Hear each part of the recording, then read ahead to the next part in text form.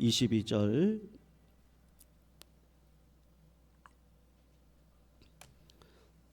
우리 금요일 날 순서를 따라서 하고 있습니다. 창세기 26장 1절에서 22절까지 우리 교독으로 함께 읽겠습니다. 26장 1절 제가 먼저 읽겠습니다. 아브라함의 때에 첫 흉년이 들었더니 그 땅에 또 흉년이 들매 이삭이 그랄로 가서 블레셋 왕 아비멜렉에게 이르렀더니 여호와께서 이삭에게 나타나 이르시되 애굽으로 내려가지 말고 내가 내게 지시하는 땅에 거주하라. 이 땅에 거류하면 내가 너와 함께 있어 내게 복을 주고 내가 이 모든 땅을 너와 내 자손에게 주리라.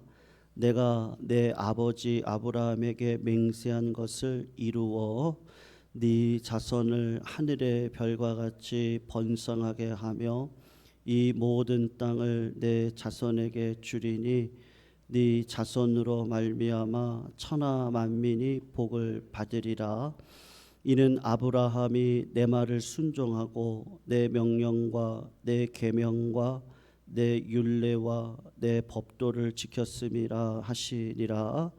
이삭이 그랄에 거주하였더니 그곳 사람들이 그의 아내에 대하여 물음에 그가 말하기를 그는 내 누이라 하였으니 리브가는 보기에 아리따움으로 그곳 백성이 리브가로 말미암아 자기를 죽일까 하여 그는 내 아내라 하기를 두려워함이었더라.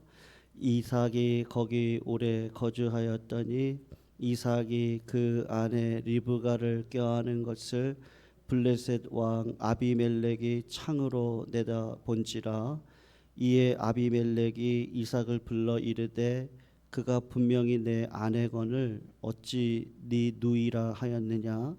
이삭이 그에게 대답하되 내 생각에 그로 말미암아 내가 죽게 될까 두려워하였음이로다. 아비멜렉이 이르되 내가 어찌 우리에게 이렇게 행하였느냐. 백성 중 하나가 네 아내와 동침할 뻔하였도다.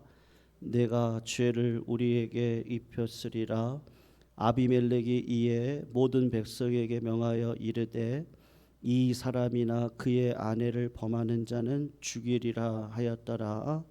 이삭이 그 땅에서 농사하여 그 해에 100배나 얻었고 여호와께서 복을 주심으로 그 사람이 창대하고 왕성하여 마침내 거부가 되어 양과 소가 떼를 이루고 종이 심이 많으므로 블레셋 사람이 그를 시기하여 그 아버지 아브라함의 때에 그 아버지의 종들이 판 모든 우물을 막고 흙으로 메웠더라.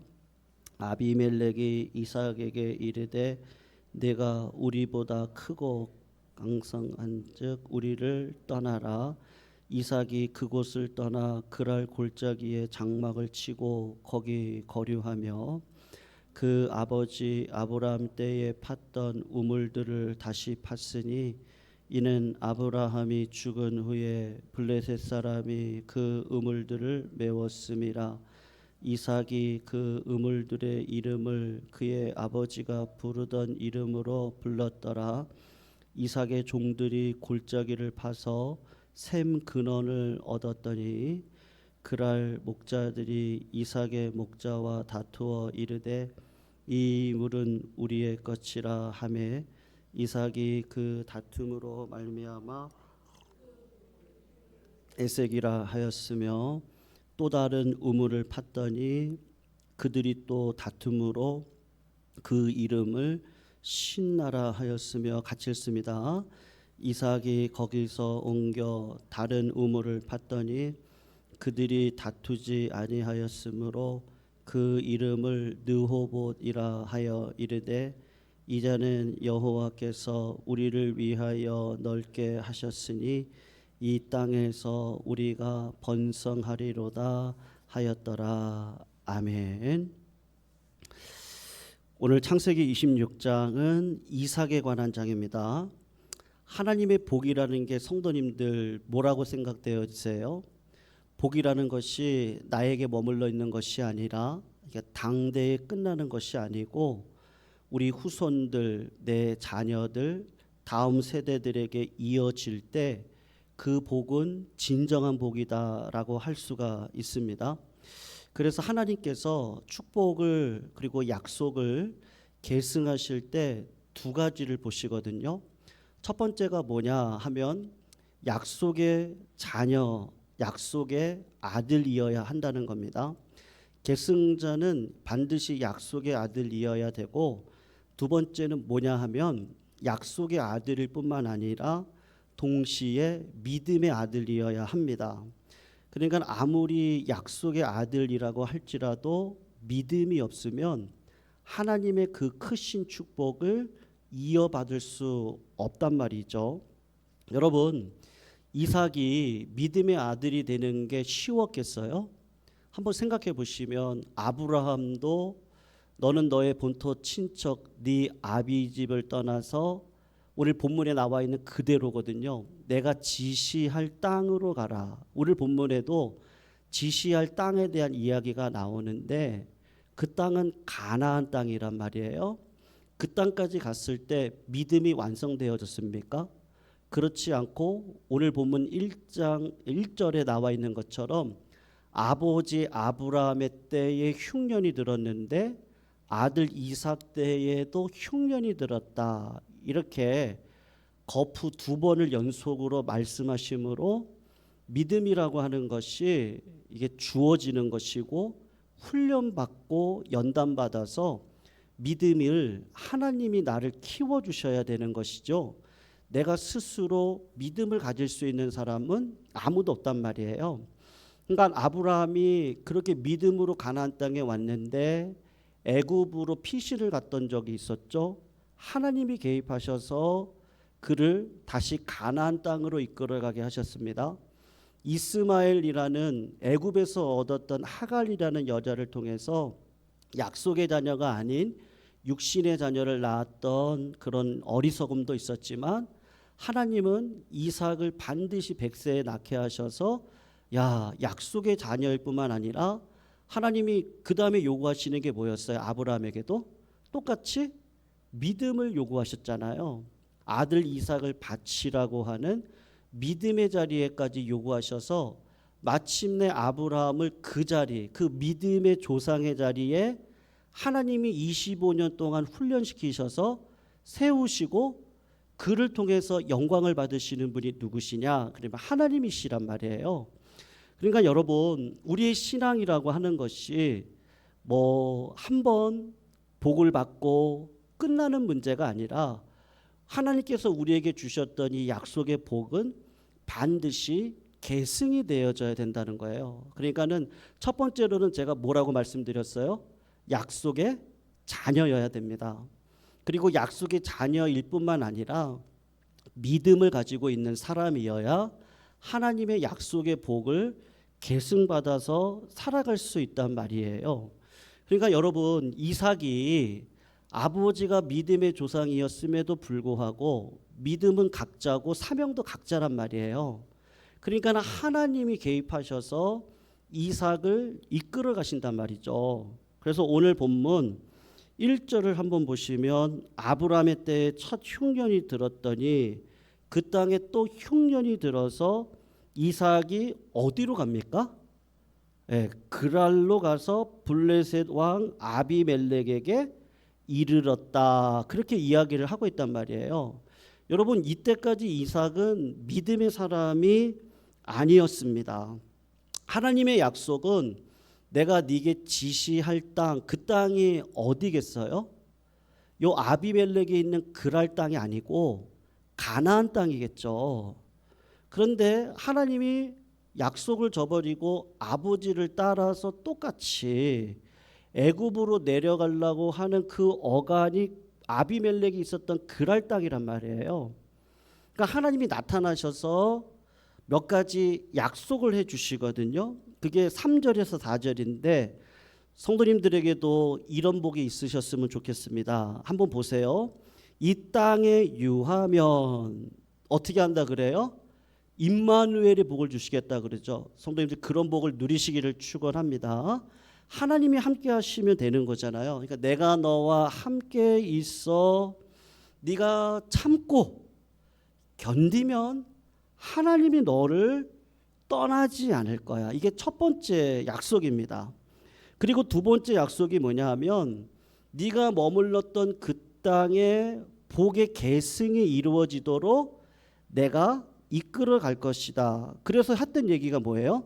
이 모든 땅을 너와 내 자손에게 주겠다. 이게 3절에 나오죠. 그리고 세 번째 약속이 뭐냐 하면 약속의 씨를 주겠다는 거예요.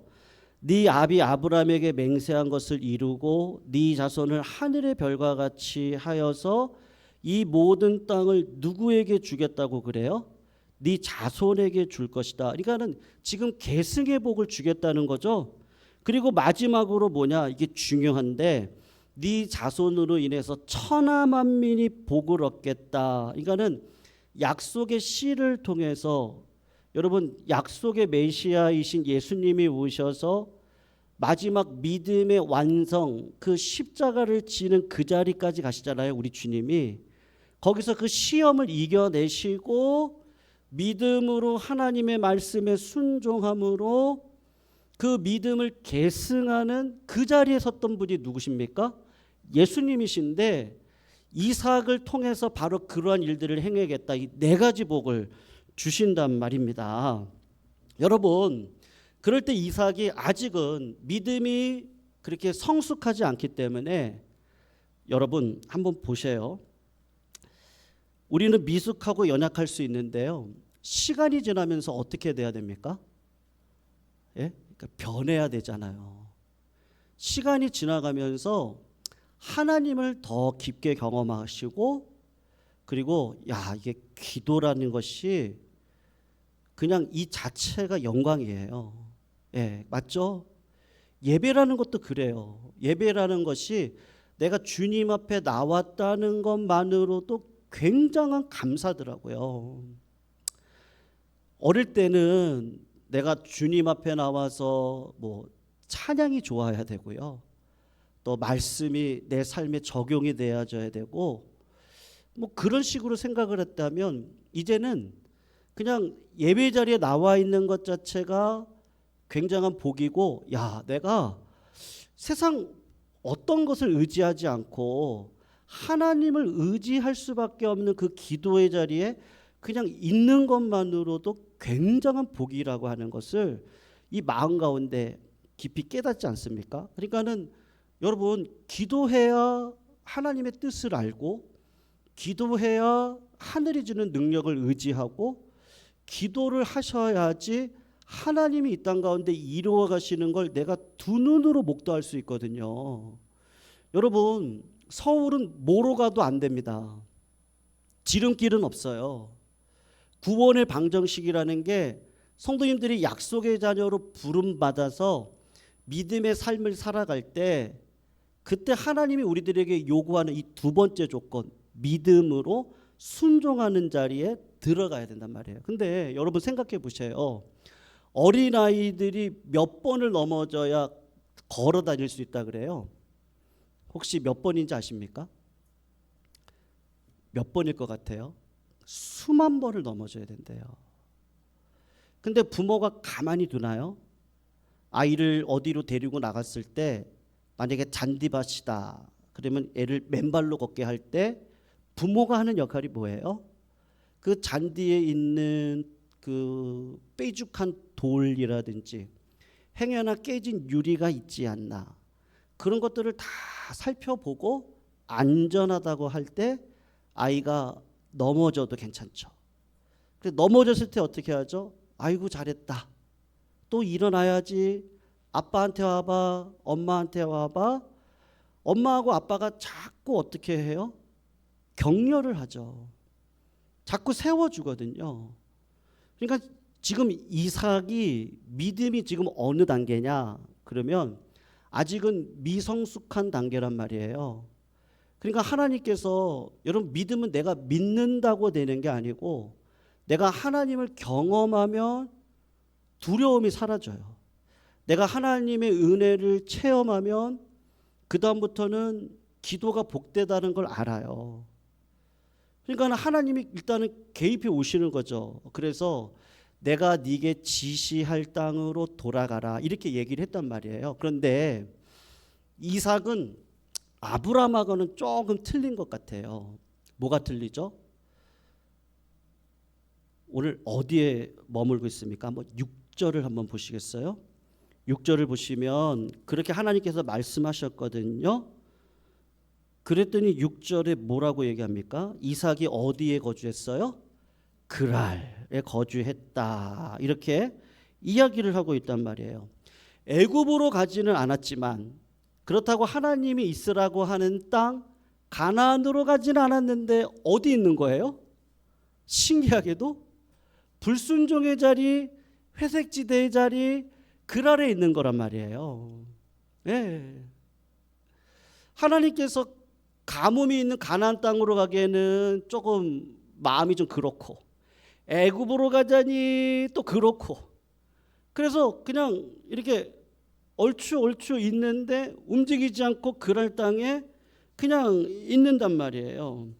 여러분 우리가 신앙생활하면서 믿음을 가지고 하나님의 말씀에 끝까지 순종하면 그럴 때 진짜 기적을 경험하게 될 줄로 믿습니다. 여러분 기적이 없는 게 아니거든요. 불가능을 가능케 하시는 하나님을 경험하지 못한 내 믿음의 연약한 그릇 때문에 그런 것이지 하나님은 절대로 우리와 함께 하시겠다고 믿음의 길을 걸어가는 자들에게 복을 허락해 주신단 말이에요. 그러니까는 이삭을 그대로 놔두면은 어떤 일이 벌어지겠어요? 이 사람은 그냥 그랄에 살 사람이에요. 네. 인간이 본능이 그렇잖아요. 여러분 고생하는 거 좋아하는 사람 있습니까? 고난이 있을 때 하루속히 벗어나기 원하는 게 우리 인간의 본성이잖아요. 그러니까는 이삭을 그대로 놔두면 어떤 일이 벌어지는 거예요? 그냥 그랄 땅에 산다니까요. 그러니까 하나님이 어떻게 하시는 거예요? 우리나라 속담 가운데 무슨 속담 있죠? 미운 놈에게 뭐 하나 더 줘요? 떡 하나 더 줘요. 네. 물론 그런 의미는 아니에요. 여러분 하나님의 열심 안에는 이렇게 비집고 들어가면 하나님의 그 무한한 사랑이 있거든요. 이삭을 너무너무 사랑하시는 하나님의 그 섭리가 그 안에 꽉 들어가 있어요. 그러니까 어떻게 하는 거예요? 100배의 복을 주세요. 왜요? 그렇게 해서 블레셋 사람들의 시기를 하나님이 일으키시는 거예요. 그렇게 하지 않으면 어떻게 돼요? 그랄에 산다니까요. 하나님이 그걸 두고 볼 수가 없는 거예요. 약속의 자녀거든요. 그러니까 여러분 고난을 통해서도 우리를 끌어가시지만 100배의 복을 통해서도 시기와 질투를 통해서 분열을 일으키고 화합하지 못하게 함으로 어떻게 하는 거예요? 싸우게 하는 거예요. 그래서 어떻게 해요? 첫 번째, 그랄 골짜기로 가죠. 그랄 땅에 있었는데요. 골짜기로 들어가는 거예요. 여러분 양떼가 얼마나 많았겠어요. 이미 이삭은 부자였거든요. 부자였던 아버지의 재산을 그대로 상속받았던 자인데 100배의 복을 받았으니까 얼마나 거부였겠어요. 오늘 본문에 보면 마침내 거부가 되었다 그랬는데 평지에 머무르는 게 아니고 그랄 골짜기로 간단 말이에요. 그리고 하나님이 어떻게 하세요? 아버지가 팠던 우물을 파도록 하는 거예요. 이삭이 여기서 잘한 게 있거든요. 원망하지 않아요. 불평하지 않아요. 그리고 아버지가 팠던 우물을 파요. 근데 참 신기하죠? 블레셋 사람들이 와가지고 그랄 목자들이 와서 어떻게 해요? 그 우물을 빼앗아요. 그런데 이삭이 어떻게 해요? 아무 말도 안 하고 빼앗겨요. 그게 뭐예요? 첫 번째 우물이 20절에 보면 에색이라 그래요. 성도님 21절 한번 보시겠어요? 또 다른 우물을 팠더니 그들이 또 다툼으로 그 이름을 뭐라 그래요? 신나라 그래요. 그때도 얘기하지 않고 그냥 여기는 다퉜던 우물이다. 그리고 신나라고 이름을 짓고 블레셋 사람들에게 빼앗긴다고요. 그러니까 여러분, 야곱이 20년 동안, 우리가 이제 야곱을 볼 건데 20년 동안 외삼촌의 집에 들어가서 어마어마한 재산을 얻어가지고 나오잖아요. 그 중에는 아내도 4명이나 있고 자식도 10명이 넘어요. 근데 나중에 에서를 만나러 갈 때 어떻게 하죠? 다 에서한테 빼앗깁니다. 그러니까 빼앗김을 당하도록 하나님이 그렇게 하세요. 그런 방식으로 끌어가세요. 하나님이 복을 주셨다가 어떻게 하시는 거예요? 블레셋 사람들과의 다툼을 유발시켜서 아버지가 팠던 우물을 파괴함으로 그 모든 것들을 빼앗기게 하시다가 마침내 성도님들 22절을 한번 보시겠어요? 이삭이 거기서 옮겨 다른 우물을 팠더니 이제는 어떤 일이 벌어집니까? 다투지 아니하였으므로 그 이름을 뭐라고 하는 거예요? 르호봇이라고 하였는데 이제는 여호와께서 우리를 위하여 넓게 하셨으니 이 땅에서 우리가 어떻게 됐다고요? 번성하리로다. 네, 100배의 축복 받았던 거를 조금씩 야곱처럼 다 이렇게 내어놓는 거예요. 그리고 르호봇에 와서는 이제는 블레셋 사람들이 보니까 괜찮은 거예요. 그리고 그거를 줘요. 여러분, 에색, 그랄 골짜기가 여기 있거든요. 여기가 가나안이면요, 여기가 애굽이잖아요. 요 사이가 그랄이에요. 여기 머물렀는데 에색 조금 더 올라가요. 신나 조금 더 올라가요. 그리고 어디까지 올라가요? 르호봇까지 딱 올라가요. 거기가 어딘지 아세요? 가나안 땅이에요. 그 자리가. 그래서 우리가 읽질 않았는데 성도님들 23절을 한번 보시면 이삭이 어디로 올라갔다고 이야기를 하고 있어요? 부엘세바. 거기로부터 어디로 올라가요? 부엘세바. 하나님은 참 사랑이 많으세요. 네. 성도님들, 내 삶에 우리가 또 다짐할 게 뭐냐? 내 삶에 일어나는 모든 현상들은 하나님이 나에게 허락되어진 현상들이거든요. 그러니까 하나님이 뭐를 통해서 말씀하시죠? 환경을 통해서 말씀하시거든요. 그러니까 여러분, 정말 중요한 게 뭘까? 저는 다윗의 기도라고 생각해요. 정말로요. 이렇게 하나님의 살아계심을 보여주시잖아요. 하나님이 주인 되으심을 보여주시잖아요. 그러니까 진짜 중요한 게 뭘까? 내가 무지몽매하면요, 그냥 세상 것에 취해서 살면 어떻게 돼요? 하나님을 도저히 찾을 수 없는 자리로 갈 수밖에 없거든요. 근데 하나님이 어떻게 하세요? 약속의 자녀인 이삭을 태어나게 하셨고 그 자녀가 그 복을 계승하기 위해서 믿음을 심어주시는데 하나님이 어떤 방식으로 심어주시는 거예요? 예? 처음에는 그게 복인 줄 알았어요. 근데 그것 때문에 자꾸 싸움이 일어나고 분열이 일어나고 세상적인 것들이 들어오고 그러다 보니까 어떤 일이 벌어져요? 예. 자꾸 도망가야 되는 일들이 벌어지잖아요. 그리고 결국은 하나님이 있으라고 한 땅, 그 땅까지 딱 보내시는데 여러분, 이삭이 깨달았던 게 뭐겠어요? 야, 하나님이 나와 함께 하시는구나. 그리고 막힌 길이 있으면 하나님이 그 길을 열어주시는구나. 네? 그리고 하나님 앞에 나아가면 하나님이 내 기도를 들어주시겠구나. 그 믿음이 쑥 하고 들어오는 거예요. 네. 그러니까 이제는 고민하지 않아요. 여러분, 하나님의 뜻을 알면 고민할 게 없잖아요. 담대할 수밖에 없거든요. 두려움이 있을 수 없어요. 하나님이 이렇게 하시겠다는 거를 지금 내가 알겠는데 뭐가 두려워요?